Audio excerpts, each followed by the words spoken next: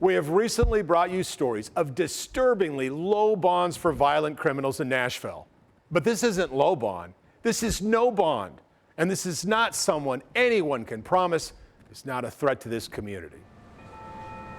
The Belmont United Methodist Church and Daycare in Hillsboro Village. On July 7th, there were 57 kids here and another 19 staff members when Damian Rucker burst through a gate and into the preschool.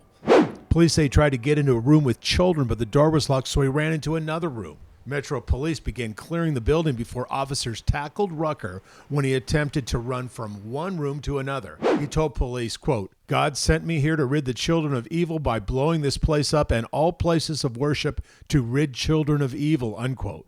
Verna Wyatt from Tennessee Voices for Victims. Nashville has just gone through a horror with the Covenant shooting. A horror where children were killed, where other people were also, adults were killed. And that should be in the back of everybody's mind. It's in the back of my mind. This is a like-minded person. It's totally a like-minded person. It's someone set on destruction and evil. Tennessee Voices for Victims is concerned over any low bond set for violent criminals in Tennessee. Rucker was charged with making a threat of mass violence, aggravated criminal trespassing at a home or school, and felony false emergency. Serious charges, but his bond was set at just $80,000 and then reduced to nothing. He was released. I'd like an explanation. Explain that to me. Why is he not a danger to society? Why are you allowing an unstable person who climbed over a fence, who got into a building, who had an idea that they wanted to blow up the building and kill people? Why is he safe now? Nashville Judge Jennifer Smith released Mr. Rucker to his sister, who is now solely responsible for taking him to the Orchard House in Milan, Tennessee for a 12 to 18-month residential program. But the Orchard House is not a mental health facility. It is a Christian-based halfway house for men who have been released from prison.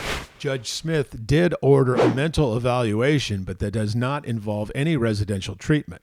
And while you might argue Mr. Rucker did not have the means to blow up a church, you can also argue there has been nothing done to change his mind about hurting people. What if he got in there and he started strangling people that he met, he overpowering people? What if he got a child and threw a child out a window? So he didn't have the means to do it. He definitely had the intent. Next time he might have the means. Judges are not allowed by law to publicly talk about their rulings. That makes it difficult to hold them accountable. There is nothing to stop us from showing you exactly what is going on in our courts.